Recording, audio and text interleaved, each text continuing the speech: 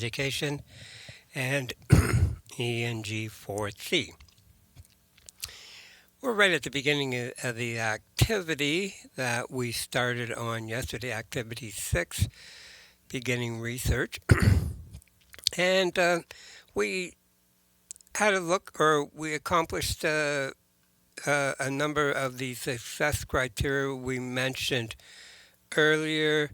Um, and in preparation for doing your notes, creating your notes, doing your research to make those notes. And we showed you a couple examples of how they're laid out for key question 34.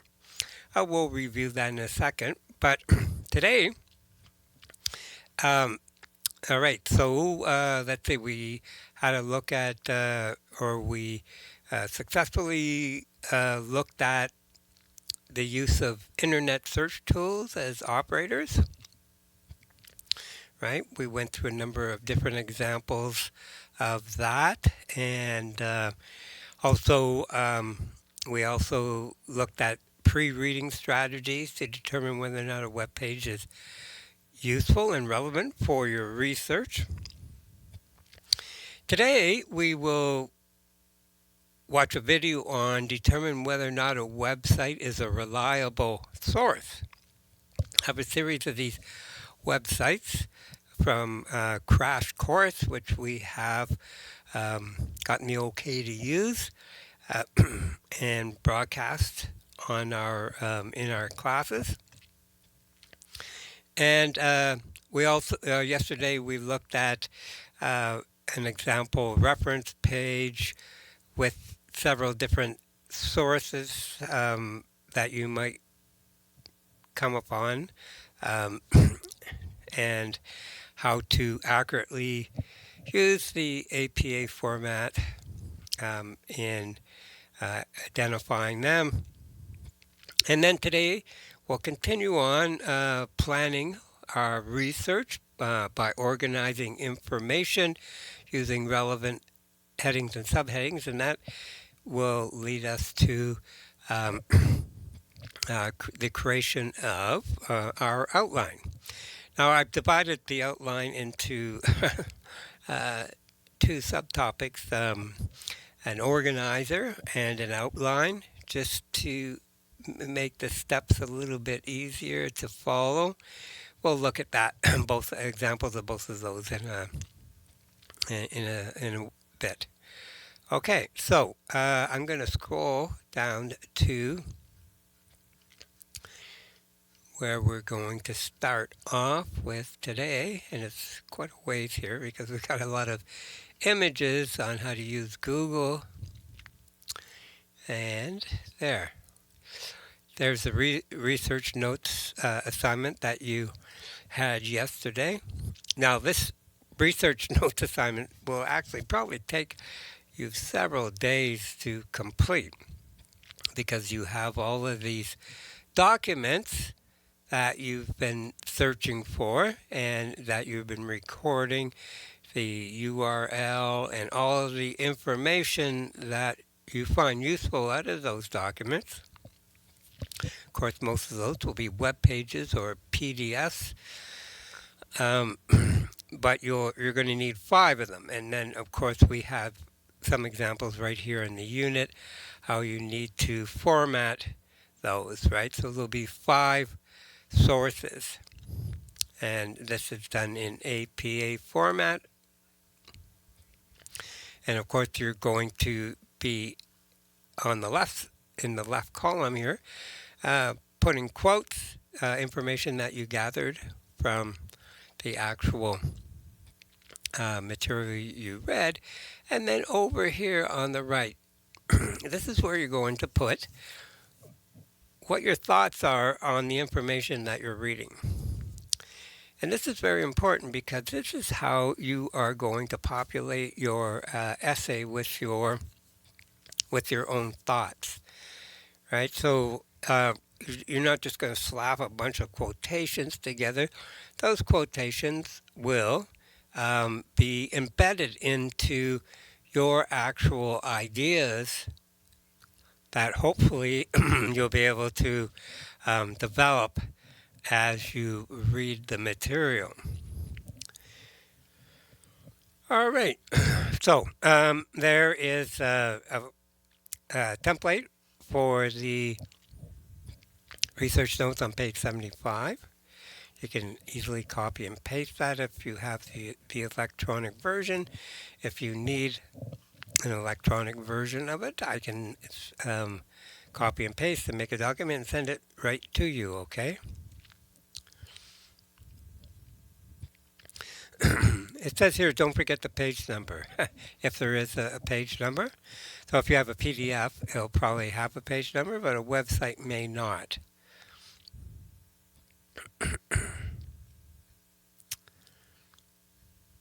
Okay, and then we have the report outline.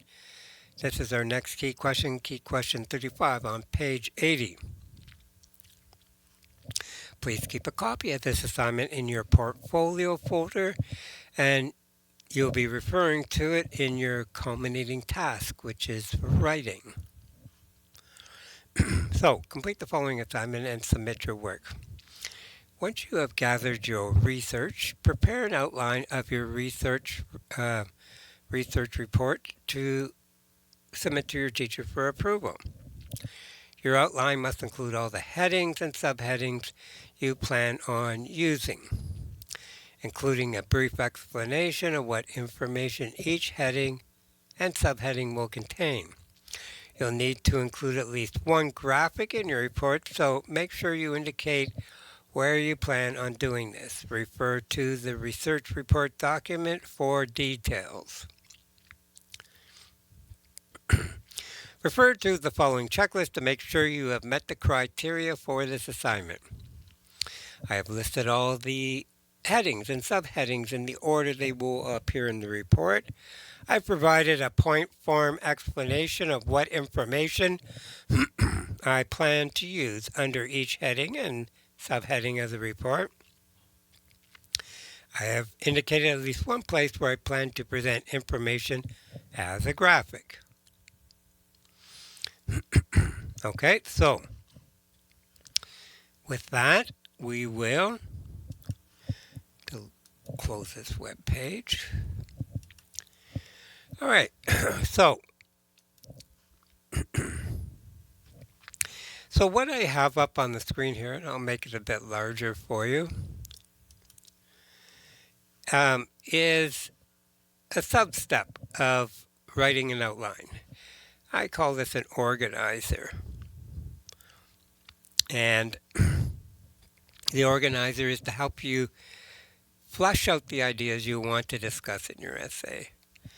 And so we break it down exactly how we've seen it, or the examples that we have in the unit, right? So Roman numeral number 1 is the title page. So on the title page, of course, we're going to have the title.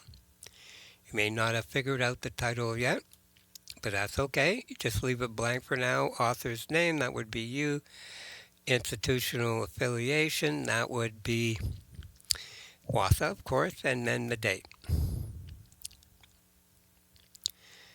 Following that, we have the summary.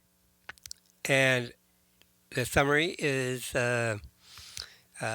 includes all the findings and conclusions, roughly 150 to 250 words. You'll save this for later, after you figure out all the different topics here that you're going to include. Now, remember back when we were doing our brainstorming, that's when we laid out some possible topics that we wanted to include, and then you sent those to me, right? And we had a discussion about if these topics were good, and I might have given you suggestions and showed you some examples. But here we have right now an introduction, Background on the prevalence. This one is on youth suicide. Okay, so this fits in with the reference page that I showed you earlier, and also the notes that I showed you yesterday as well. The significance of the issue, the purpose and objectives of this report. And then we quite possibly can have literature review, an overview of existing research on uh, youth suicide, key statistics and trends, risk factors associated with youth suicide. All right. So this is where you're referring to the different articles you have used in the it's called literature. The literature is the different articles that you used in your research. All right, and then we get into our first real topic area, the causes of youth suicide. And they're all listed right here. Notice that everything's in point form, right? Mental health disorders, bullying and cyberbullying, family problems, substance abuse, academic pressure, sexual orientation, and gender identity issues.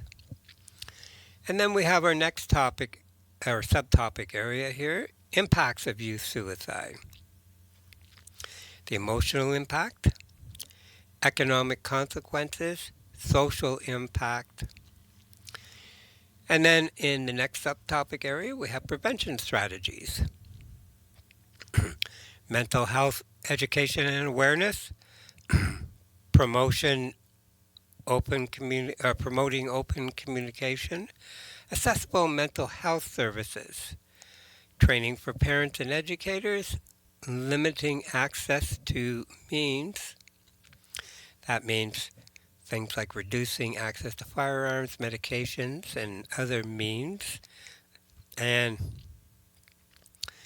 support for the LGBTQ and youth community. Then the next subtopic is case studies and statistical data. And then finally, the conclusion. There's our references once again. Now, these aren't done properly here. We should have a hanging indent with these, but this is fine for now. I fixed that up in the next stage right here. There. So this is my um, getting to be a more solid outline now. All right, so let's read through this together. Oh, I'll increase the size here to 100%. A working outline for a research report on youth suicide, causes, impacts, and preventions. Um, this outline is built from that organizer. Um, so, often people will just go straight to the outline, and the outline will be both the organizer and what we have here. You start adding quotes, create the topic sentences, and add more details, explanations, elaborations, examples, illustrations, analogies, comparisons, testimonies and evidence, emphasis and reflection, cause and effect, and definition classification. These are all different techniques you can use to fill up your essay, right, with illustrations, ideas, and a lot of these can come right off the top of your head. So once again, this is our title page. That's your first page, and there's our summary. Now we can start preparing our summary because we got our ideas pretty well established now. So, summary of key findings. Discuss significant findings related to youth suicide, including prevalence, risk factors, impacts, and prevention strategies. Notice it's only 150 to 250 words, right? That's not a lot, so you're doing a very oh, rough summary of what you're going to be writing about in the following subtopics. And then a conclusion to that paragraph, a summary, briefly highlight the importance of addressing youth suicide and suggest preventative actions that can be implemented. So we have our introduction is next. Notice here that it says needs a topic sentence. So once you populate this section, right? So we have, all right, provide an overview of the prevalence of youth suicide, including current statistics from sources like the CDC. All right, so we do have a few quotes from the CDC here, the Center for Disease Control and Prevention. Right, there's a quotation right here. I'm not going to read through all of this, but we've gotten this from our notes page. These statistics underscore the critical need for effective suicide prevention strategies and accessible mental health services for youth. There's another couple quotes here as well. So you're going to have to use your own words, right? And embed these quotations into your actual the information that you want to talk about in your introduction. So you may be talking about giving a background on the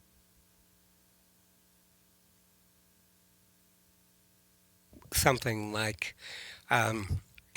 today we very frequent or we don't often hear about the high incidence of youth suicide, and that they were referring to the North because many of us are from the North, and we know from our families and friends about the high number of youth who are committing suicide in, let's say, our community.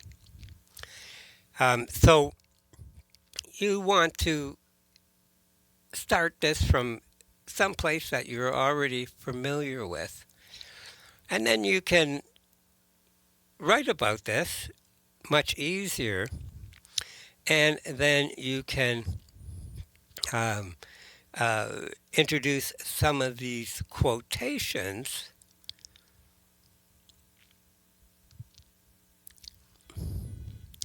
as support for what you're saying. So quotations need to be integrated into the actual words, your own words. Um, they can't just be thrown in there and um, the reader has great difficulty jumping from one sentence into a quote. They have to be um, partially integrated. And I was actually working with a student on this today. And I wonder if I have.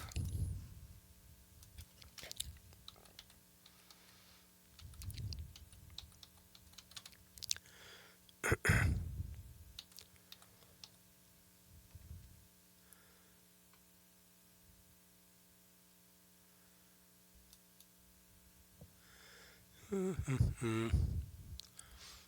was looking to see if I have. Was this it? Okay, so there's a number of different sites here on how to integrate quotations. Okay, so in this particular issue, right? Actually, I had a better site there. Where are you? Hmm.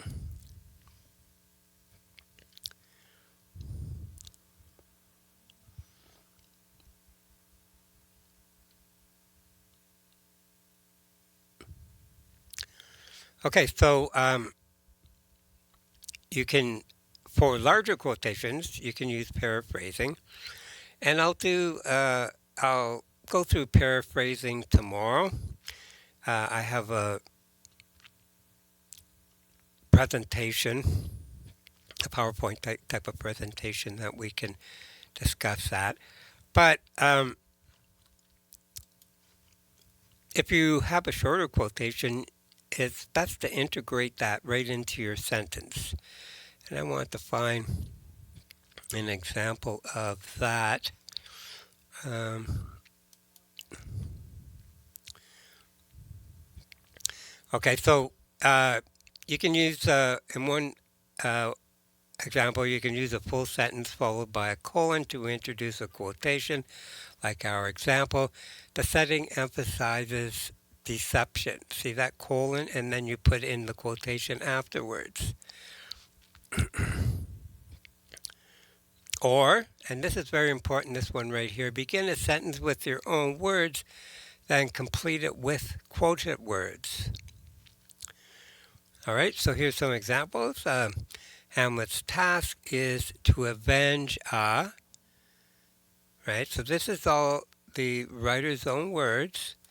And then this quotation follows. So it becomes part of the sentence.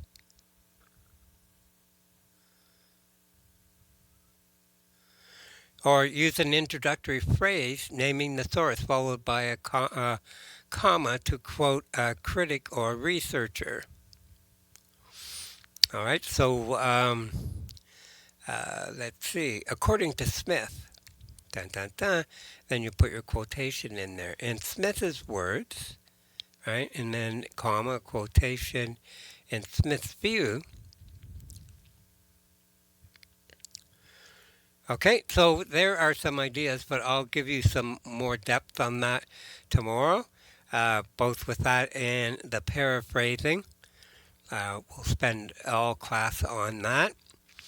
I just wanted to introduce that idea about um, seamlessly integrating and embedding your quotations into your actual, um, your own words, your own sentences. Okay, let me go back here. Oh, that's not where I want to go. Sorry. All right, I've gone back to the actual outline here. So, in the introduction, we also have the significance of why youth suicide is a critical issue and its wide-ranging impact, and define the aim of the report, emphasizing the causes, impacts, and preventions of youth suicide.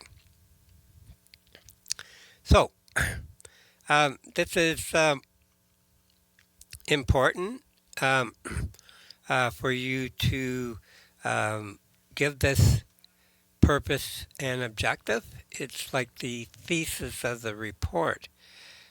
Why are you giving this report, right? And one way is to emphasize the causes, impacts, and preventions of youth suicide. These are all going to be um, topics that you're going to discuss in the report. Then there's a literature review here, an overview of existing research, um, summarize major studies or findings on youth suicide, referencing sources like the WHO or CMHA, and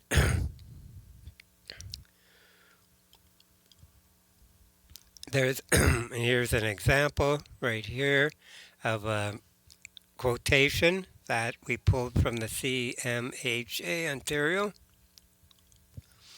So this quotation provides insight into the importance of addressing mental health issues early in youth, as well as how untreated challenges can lead to more severe outcomes, including suicide. So when you want to paraphrase large quotes like this, 1 in 5 children and youth in Ontario faces mental health challenges with 70% starting in childhood or adolescence. Early identification and intervention are crucial for better academic and health outcomes.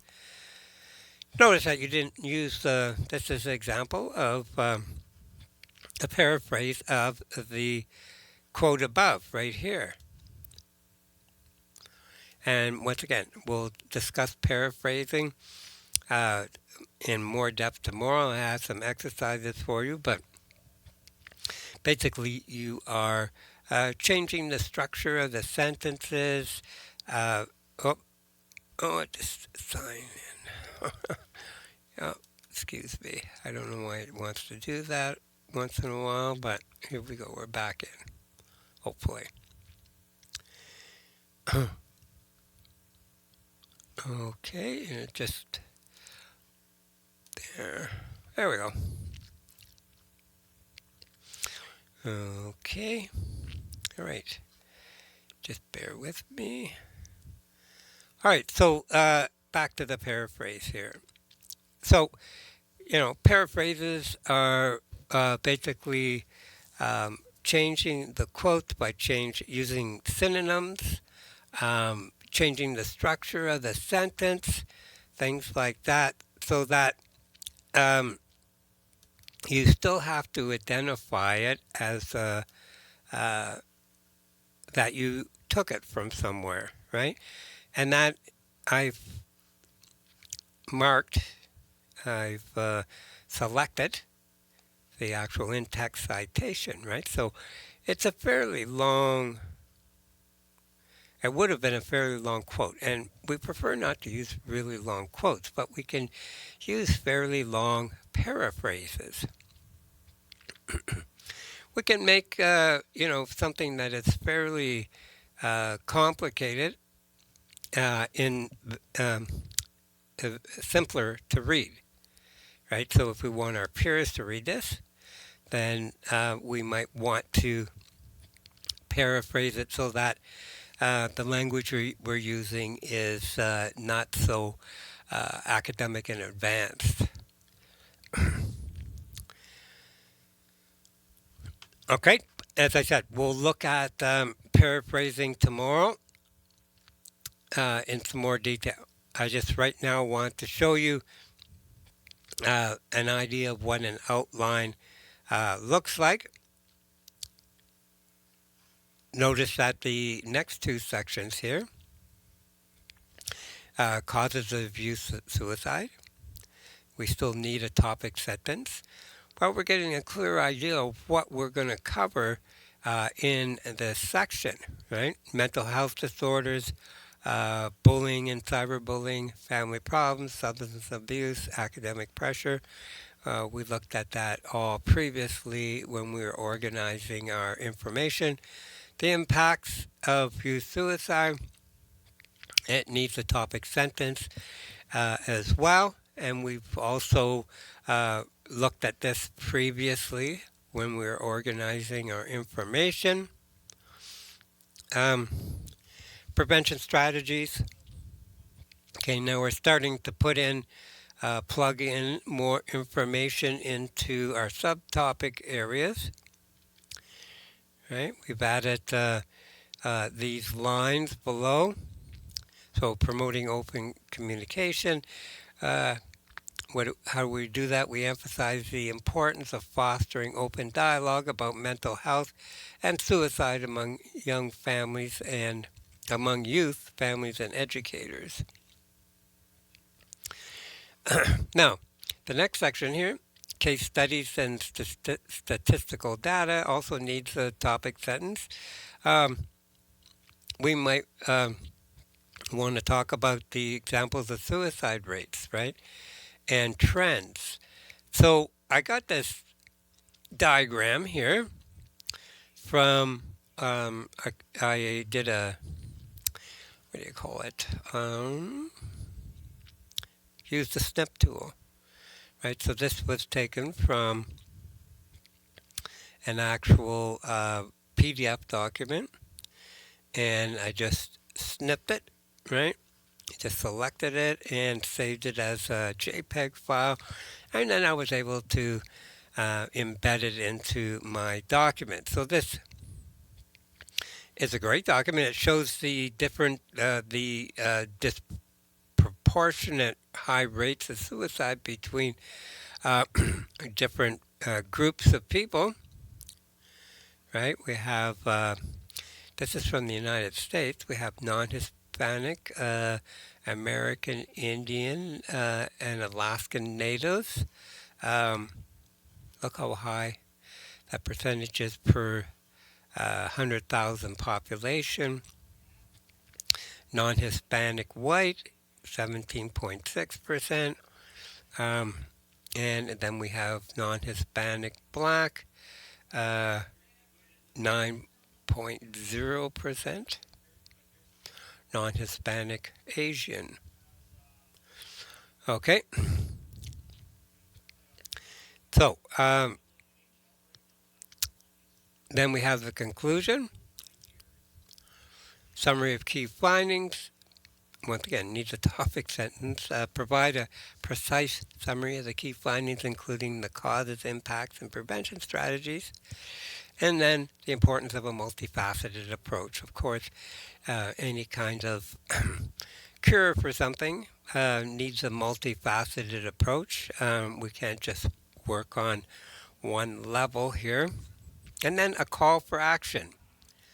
This is always important to put in at the end of a report. Offer recommendations for action moving forward. All right, and this is the proper way now to put the references in with the APA format. And I did show you an example of this yesterday, right? Um, we got that hanging indent in there, and I demonstrated how to make a hanging indent. Um, so these are the five, um, let's see, more than five. I got, actually, there's six sources that I used. You only have to use five. If you're having problems with finding sources, just let me know. I kind of enjoy doing this type of thing. Okay, so this is the outline in a nutshell. Now, take it with that. You don't have to use these same, and I prefer you don't use these same subtopic areas. You previously had figured out what subtopics you wanted to do your research on when you did the brainstorming. Do you remember that? Um, that was, what key question was that? Trouble is, when I have to scroll, it takes me time to get back there. Where are you? Uh, oh, here it is. It was in activity 4, right? Okay. And, whoops, skip through that. That was our example. Now, there's another good example of topics. Where are you? Oh, right there. Okay. Now, this is another, you could use these type of subtopic names as well. Um, but they should relate to your brainstorming because your brainstorming is what it's where you um, uh, discovered the topics or you determined the topics that you wanted to include uh, in your research. So that's where you would have the most of your information. So try to stay focused on this. But here, what I have up on the screen is another example of different subtopic areas. Okay, we have that summary. Once again, to start off, portrayal. This particular one has a portrayal of crystal meth used in crank. Um, what is crystal meth? Explain what the drug is and why it's so dangerous.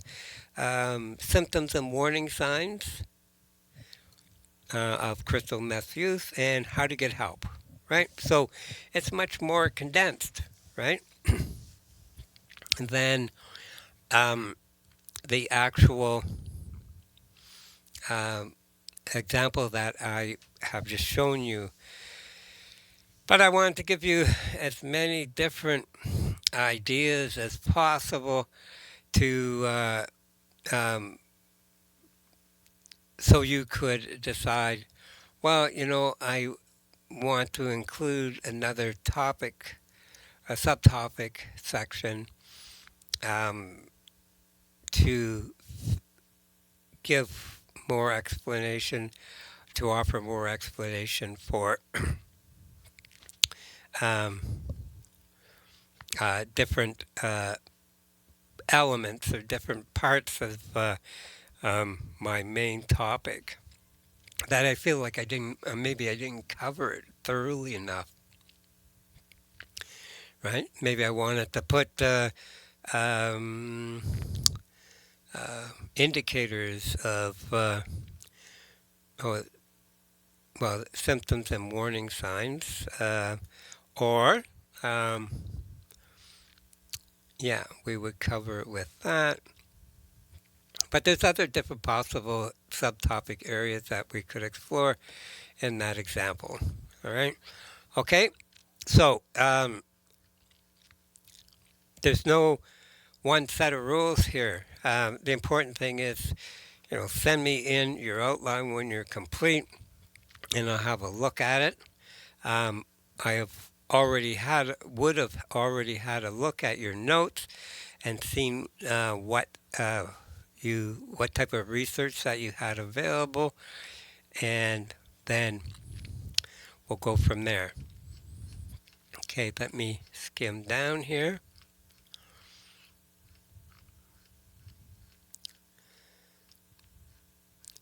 Sorry. See, that's the trouble with everything being so far apart here. Takes me a while to get there, back to where we were. Okay, so we did the research notes, and now the outline is what we're working on. All right, so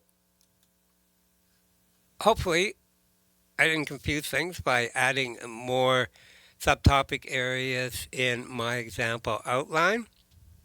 Uh, Hopefully they may just give you some more insights and ideas if you feel like some of the material you have would fit better into um, a different topic area. So generally, I don't think many students would need to do a literature review. Okay, this is a probably pretty advanced type of report that you might have a literature review, but I put it in there anyways because it was just another option, another possible subtopic that you could um, address. All right, just so I can show you the big picture. All right, so now it's important that we take a look at this video. All right, so this video is by an outfit called Crash Course. And it's a wonderful publicly funded organization that is helping so many people understand uh, media and literacy. And this particular video is titled The Facts About Fact Checking. And it's the second of this series, and we're going to show you a few of these over the next couple of days, at least one more tomorrow. This fact checking is really important when you are doing research. You go to a website, and how do you know if what you're reading is actually the truth or not? It's really important nowadays because there is so much what we call misinformation and disinformation out there. Um, Sometimes People put information on a website that, well, they're not really sure if it's true or not. Or they're intentionally trying to lie, outright lie to you. Um, so this is important for us to be able to navigate digital information. So I'm going to play this right now for you, okay? And we'll watch this to finish up the class. Okay, I've lost my audio. Where are you?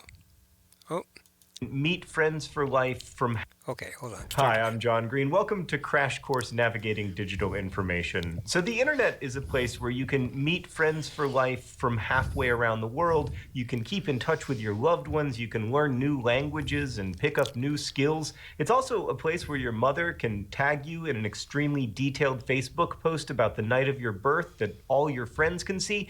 And it's a place where you can accidentally like your ex's new boyfriend's Instagram selfie from 3 years ago. God, it would be hard to be a young person on the internet right now. I really admire your fortitude and resilience. These days, a lot of us are asking whether the internet is a net positive or a net negative in our lives, but I tend to think that question might be what Buddhist Zen masters called a question wrongly put. Instead, the better question might be, how can I make the internet a more positive force in my life and the lives of others?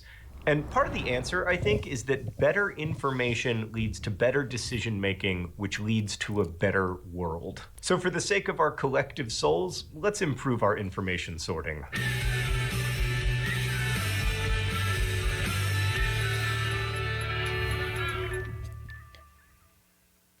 So as you may remember from our first episode, we've teamed up with MediaWise with support from Google to bring you this series. Our friends at the Stanford History Education Group, or SHEG, have done a lot of research on how internet users evaluate the information they find. They've tested middle school, high school, and college students, also history professors, and professional fact checkers who were by far the best at judging the reliability of information. Professional fact checkers work with news organizations to verify facts. Sometimes that means they look over articles before they're published to ensure the content is accurate and up to date. They might call up a source, for example, to double check the spelling of their name. Once there was a profile of me in the New Yorker, and the fact checker asked me questions for over an hour. And in the end, the piece contained no errors, although it did have an illustration I found a tad unflattering. To be fair, the illustration also contained no errors. I just don't think I like my face. Anyway, fact checkers also work for publications whose sole purpose is to verify claims made by public figures or on the internet and explain why they are or are not true. Snopes and PolitiFact are some of the more well-known fact-checking sites. So in the Stanford study, college students, history professors, and fact checkers were all asked to look at two websites.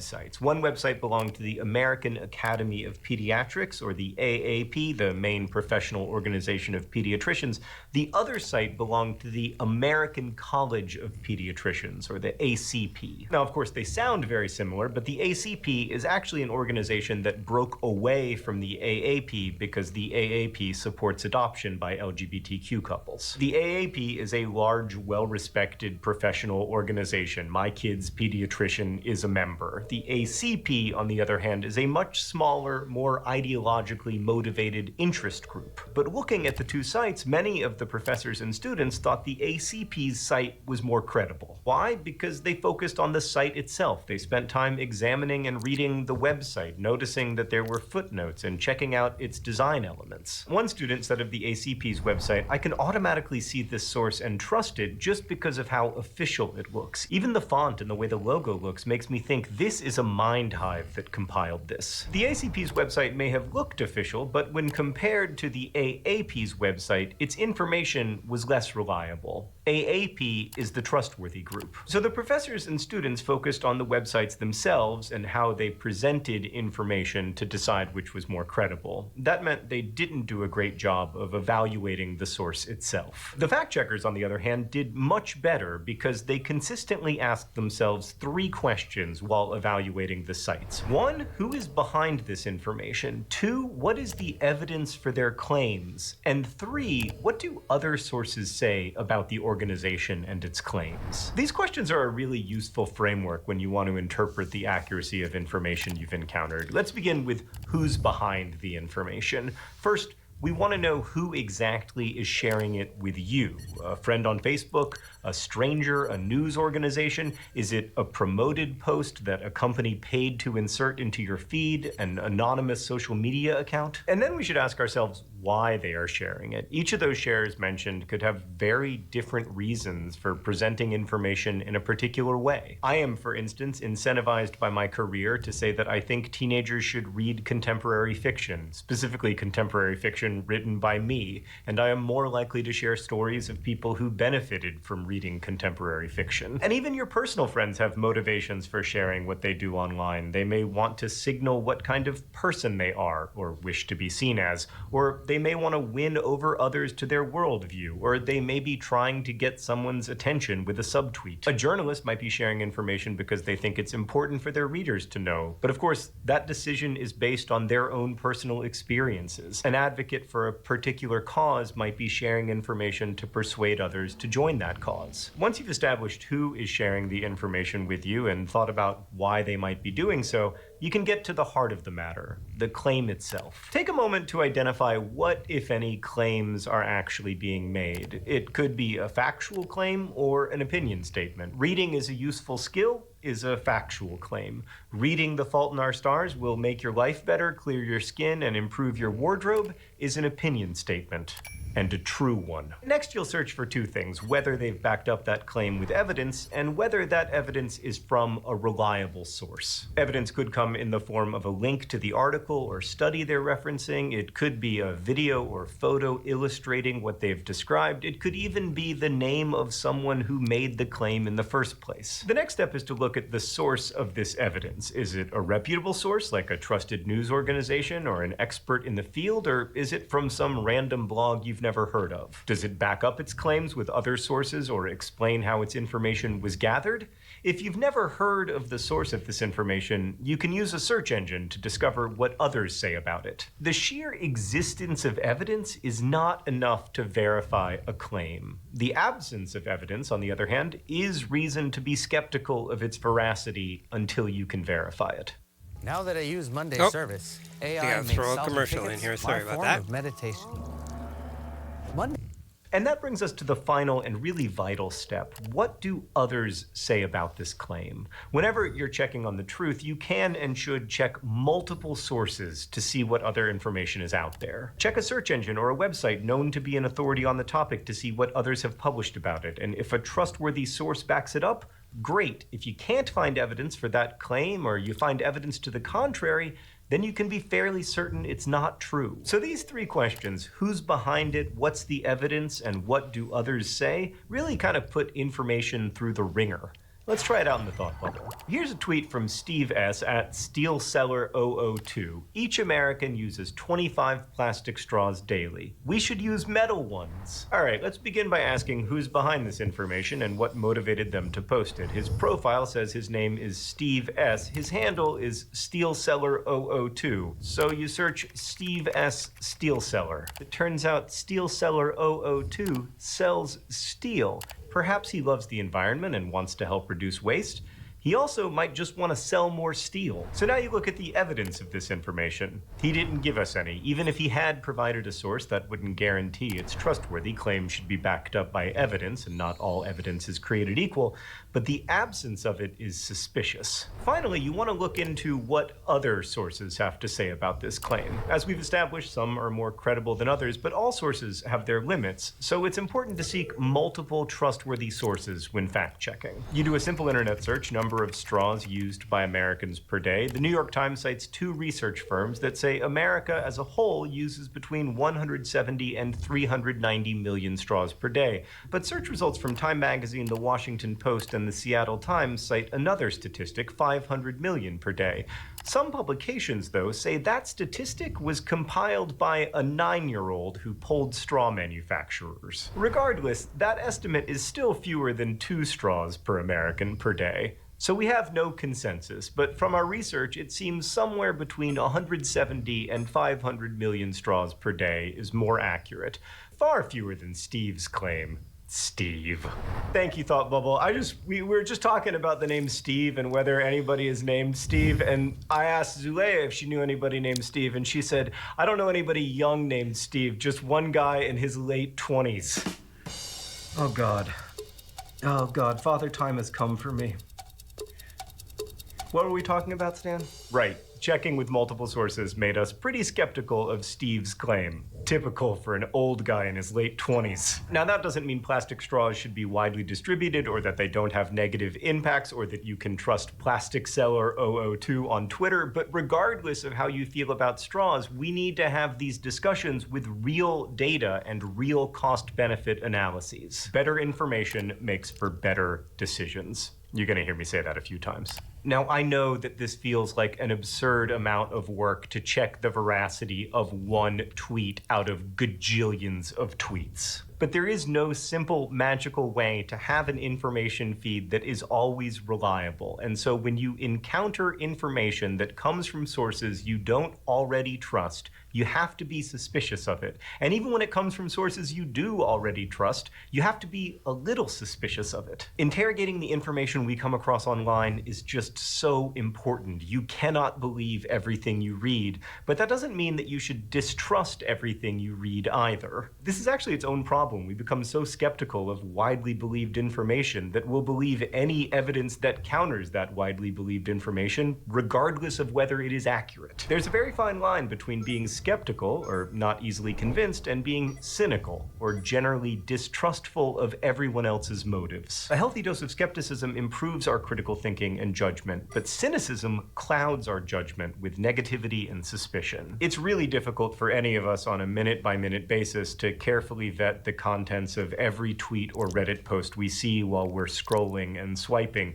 But if we can carefully interrogate some sources, we can find some that we regularly trust, which makes it easier to navigate the internet over time. Whenever your inner skeptic speaks up, your fact-checking can begin by checking in with your trusted sources. But of course, the problem with this is that your inner skeptic may speak up mostly when you see information that seems like it must be wrong to you because it does not align with your pre-existing worldview. Here's an example from my own life. I don't want to alienate anyone here, so I'll use like hypothetical examples.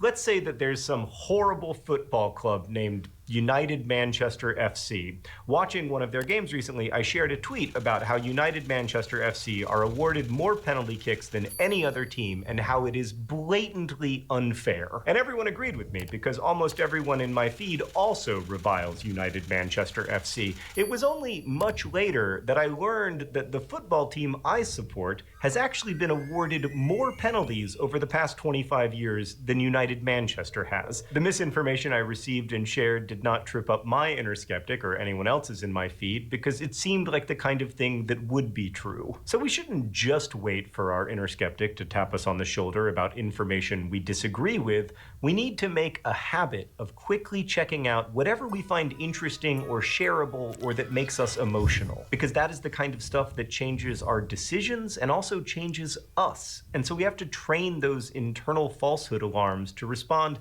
not just to potential misinformation we disagree with. That's why fact checkers are so good at this. They have to check everything. But this work is also like any other kind of training. The more you utilize your information analyzing muscles, the stronger they get. So we'll continue to work out next time. But not like... Okay, well, that's good enough. We don't have to listen to him wind down here, but this is an introduction on analyzing the information that you are going to be searching out, and very important nowadays.